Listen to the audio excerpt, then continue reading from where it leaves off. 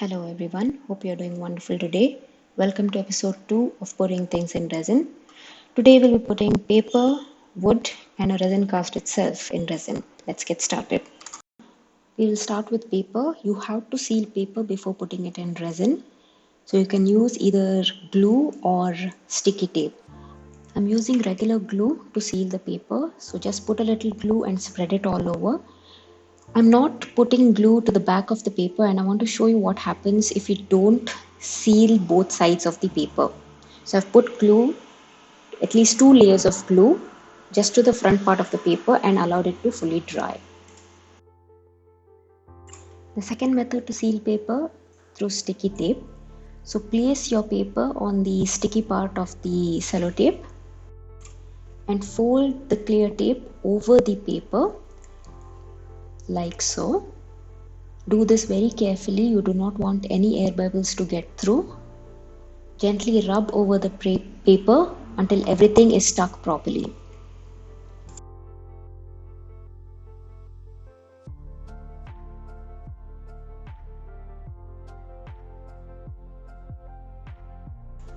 Cut the extra sticky tape and it's ready to be put into resin.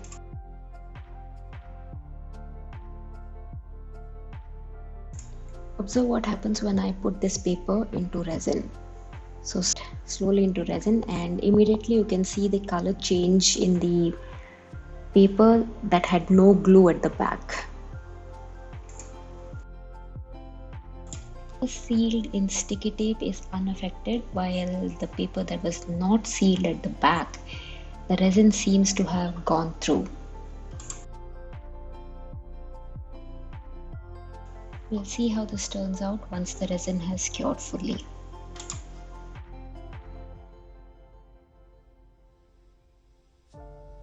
It's been 24 hours, time to unmold. The sticky tape sealed paper seems fine.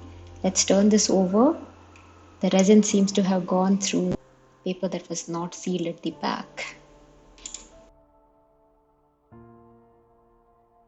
Experiment 2, we are going to seal both sides of the paper with 2 layers of glue. Please allow it to fully dry. Pour your resin into the mold, pop the bubbles, and then slowly slide the paper into the resin. Let's see what happens here. There you go. It's not affecting the paper in any way. The seal is working well. Okay, allow this resin to fully cure and we are going to see what happens after 24 hours. It's been 24 hours, time to unmold. I don't see any significant change here. The glue did its job here. So seal both the front and the back of the paper very well with glue.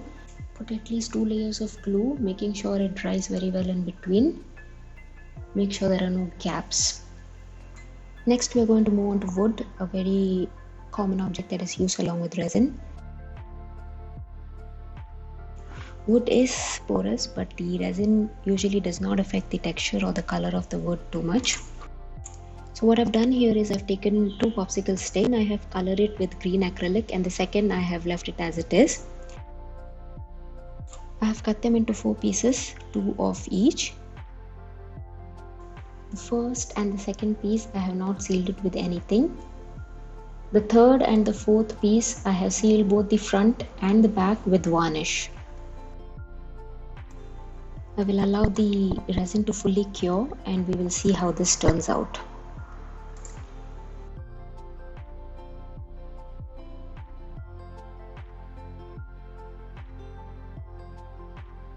It's been 24 hours, time to unmold. I don't see any significant change in the color, maybe slightly in both of them. As you can see when we compare, no change in texture. Sealing the wood or leaving it as it is totally depends on you and what you want to do with the wood. Usually if you're making a coaster, we seal it with some acrylic or gesso. If you're making a pendant, then we leave it as it is. Let me know your thoughts on this in the comments down below. The next object I'm going to talk about is a resin cast itself.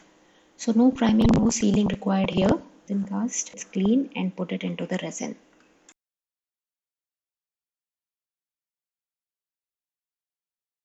This concludes episode 2. Thank you so much for watching. Do subscribe, comment, like, and share for more videos. Do let me know what you thought about this video. I will see you in the next one.